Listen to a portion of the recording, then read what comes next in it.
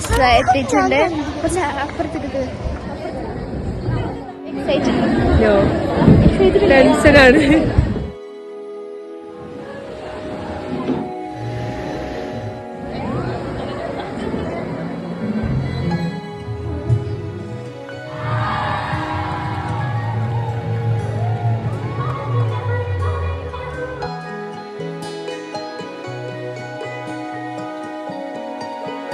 Hey guys, ഇന്ന് ഞാൻ വന്നിട്ടുള്ളത് ഒരു വെഡ്ഡിംഗ് വ്ലോഗ് ആയിട്ടാണ്.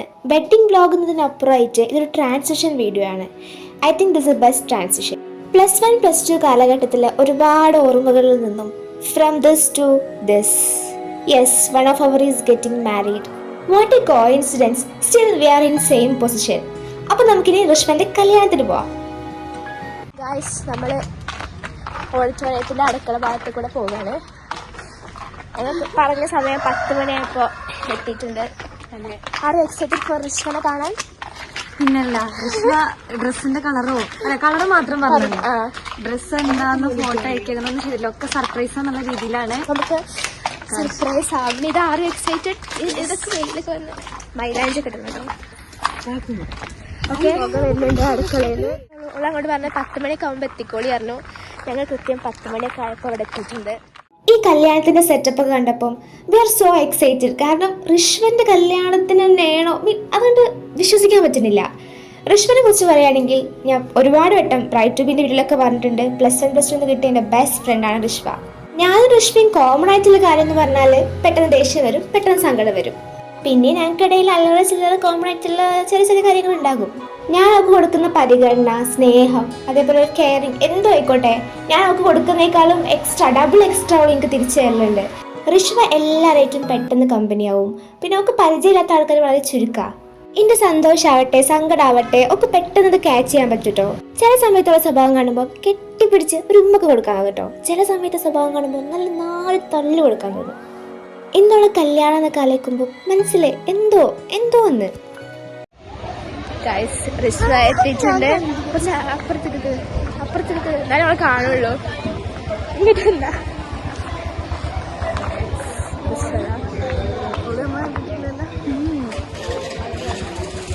നല്ല ഭംഗി.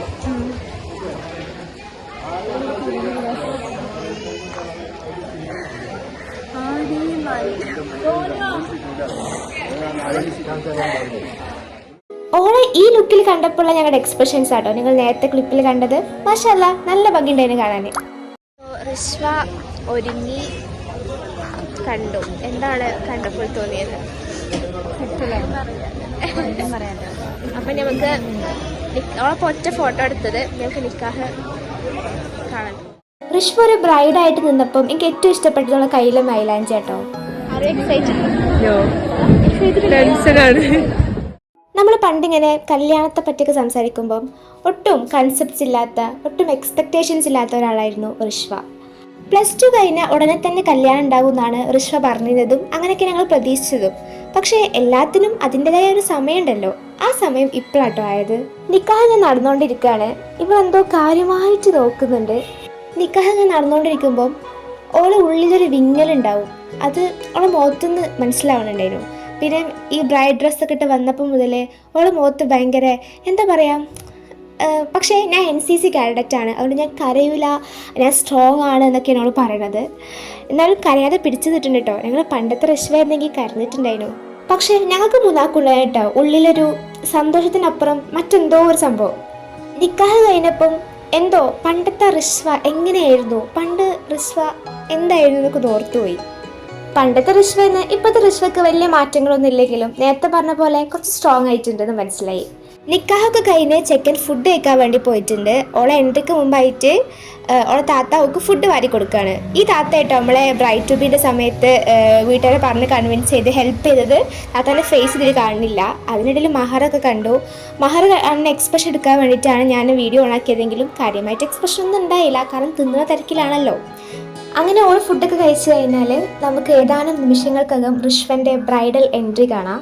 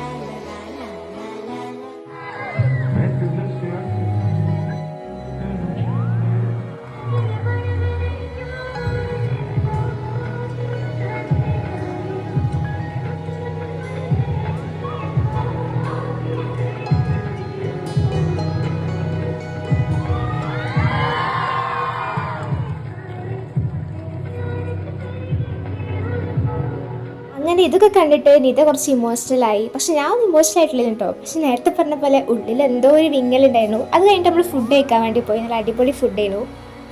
ഫുഡൊക്കെ കഴിച്ച് കഴിഞ്ഞ് ഞങ്ങൾ രണ്ടുപേരുടെയും കൂടെ ഫോട്ടോ ഒക്കെ എടുത്ത്. പിന്നെ റിഷ്വ ഇങ്ങനെ ഇരിക്കുന്ന കണ്ടപ്പം റിൻഷ ഭയങ്കര ഇമോഷണലായിട്ടോ. റിൻഷ ഇങ്ങനെ പറയായിരുന്നു പണ്ടത്തൊക്കെ ഒന്ന് ഓർത്ത് നോക്കുമെന്ന്. ശരിയാ, പണ്ടൊക്കെ എന്ത് രസമായിരുന്നു അറിയോ, ആ ക്ലാസ് റൂമിൽ, ആ സ്കൂളിൽ ഞങ്ങൾ എങ്ങനെയായിരുന്നു ആലോചിക്കുമ്പം ഇപ്പോഴും ഒരു സങ്കടം വരും. അന്നത്തെ അതിലേക്ക് തിരിച്ചു പോയാലോ, ഇതൊന്നും വേണ്ടെന്നൊക്കെ തോന്നിപ്പോവും. പണ്ട് സെൻറ്ററിൽ ഇരിക്കാൻ വേണ്ടിയിട്ട് ഞാനും ഋഷ്വയും തല്ലുകൂടുന്നതും കുറേ പിണക്കങ്ങളും അതിനെല്ലാം അപ്പുറത്തേക്കും ഞങ്ങൾ പങ്കുവെച്ച ഒരുപാട് സന്തോഷങ്ങളും ചിരി കളി എല്ലാം ആലോചിക്കുമ്പോൾ ഭയങ്കര സങ്കടം വരുന്നുണ്ട്. പുതിയ ലൈഫിലേക്ക് എൻ്റർ ചെയ്യുമ്പോൾ എന്തായാലും ഓളെ പ്രിയോറിറ്റീസുകൾ മാറും. ഓൾ പറയും ഇല്ല എൻ്റെ മാറില്ല എന്നൊക്കെ, പക്ഷെ എന്നാലും അത് മാറും. അത് കോമൺ ആയിട്ടുള്ള സംഭവമാണ്. നമ്മൾ പോലും അറിയാതിരിക്കുക ചിലപ്പോൾ മാറുക. പുതിയ ഒരാൾ ലൈഫിൽ അത്രയ്ക്ക് ഇമ്പോർട്ടൻ്റ് ആയിട്ടുള്ള ഒരാൾ വരുമ്പം എന്തായാലും പണ്ടത്തെ ഒരു അവൈലബിലിറ്റി ഉണ്ടാവില്ല. പക്ഷെ അതൊരു നാച്ചുറൽ തിങ് ആണ്.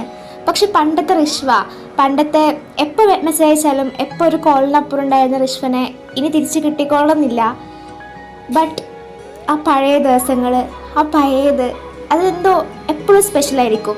നമ്മൾ ടൂർ പോയത്, നമ്മൾ ഓണം, നമ്മളുണ്ടായിരുന്ന എല്ലാ മൊമെൻറ്റ്സും അതിൽ സന്തോഷമുള്ളതുണ്ട്. സങ്കടം എന്ന് പറയാൻ അത്രക്കൊന്നുമില്ല, പക്ഷെ ഒരുപാട് ആലോചിക്കുമ്പോൾ ചിരിക്കാൻ പറ്റിയ. പക്ഷേ ഇന്നിപ്പോൾ ഞാൻ ഈ വീഡിയോ ചെയ്യുമ്പോഴും ഇത് പറയുമ്പോഴും എനിക്കെന്തോ ഉള്ളിൽ റിഷ്വനെ പഴയ പോലെ കിട്ടൂല എന്നുള്ളത് തോന്നൽ. ചിലപ്പോൾ കിട്ടുമായിരിക്കും, പക്ഷേ എന്തോ ഉള്ളിലെന്തോ ഒരിത്.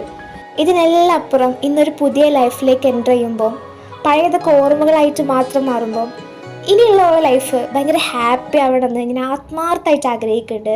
എപ്പോഴും ചിരിച്ച് കളിച്ച് ഒരുപാട് കാലം ഒരുമിച്ച് ജീവിക്കാൻ അവർക്ക് പറ്റട്ടെ. Happy married life guys. ഈ വീഡിയോ കാണുന്നുണ്ടെങ്കിൽ ഗൈസ് റിഷ്വൻ്റെ കഴിഞ്ഞു. എന്തോ ഒരു ഇടങ്ങേറ് പോരാ സമയത്താണ്. ഇപ്പം കഴിഞ്ഞപ്പോൾ ഒരു ഇതുണ്ടായിരുന്നു, പക്ഷേ ഇങ്ങോട്ട് പോന്നപ്പോൾ ഭയങ്കര പോരാൻ തോന്നണേ ഇല്ല. പിന്നെ പോരാ